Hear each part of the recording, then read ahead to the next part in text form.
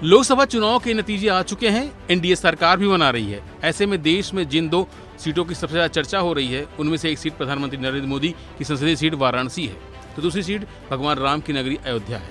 हालांकि वाराणसी में तो बीजेपी के हाथ जीत लगी है, तो वहीं अयोध्या की जनता ने बीजेपी को नकार दिया।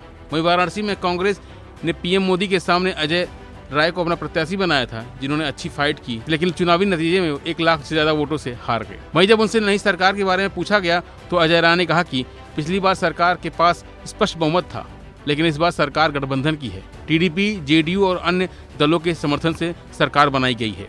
जो काम उन्होंने पहले किया और उनकी जो सोच थी वो शायद अब न कर पाए, क्योंकि जो लोग उनका समर्थन कर रहे हैं वो अलग हैं और उनकी सोच और विचारधारा भी अलग है।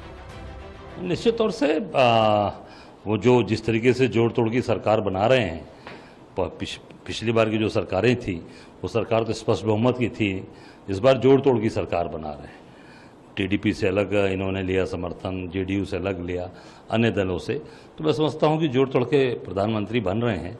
पर जो चीज़ें इन्होंने पिछले 2 समय किया है, मुझे लगता है कि निश्चित उस तरीके की चीज़ें आगे जो इनकी जो इस तरीके से काम करने की सोच है, मुझे लगता है कि वो नहीं कर पाएंगे इस नाते, क्योंकि जो लोग उनके साथ खड़े हैं वो निश्चित तौर से उनकी सोच अलग है, उनके काम करने के तौर तरीके अलग हैं, उनकी विचारधाराएं अलग हैं। वहीं दूसरी तरफ अयोध्या में अप्रत्याशित जीत हासिल करते हुए समाजवादी पार्टी की तरफ से अवधेश प्रसाद ने जनता का भरोसा जीता। हालांकि अयोध्या में बीजेपी के हारने के बाद सोशल मीडिया पर लोगों ने वहां की जनता को खूब खरी खोटी सुनाई। वहीं जीत के बाद जब अवधेश प्रसाद ने से नई सरकार के बारे में पूछा गया तो उन्होंने प्रधानमंत्री को नए कार्यकाल के लिए बधाई दी, साथ ही अयोध्या की जनता का भी धन्यवाद अदा किया।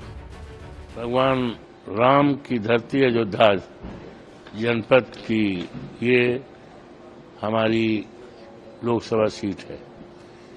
यहाँ के देवतुल्य जनता ने मुझे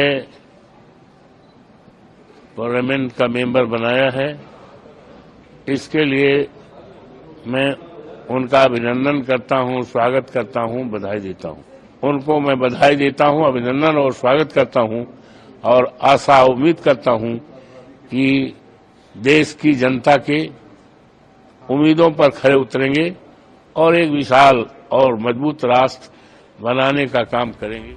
यानी कुल मिलाकर नई सरकार तो बन रही है, लेकिन विपक्ष को इसके टिके रहने पर संदेह है। साथ ही विपक्ष ये भी जताना चाह रहा है कि इस गठबंधन में जो पार्टियां हैं उनकी सोच अलग है। फिलहाल इस खबर में इतना ही। बाकी अपडेट के लिए बने रहिए वन इंडिया हिंदी के साथ।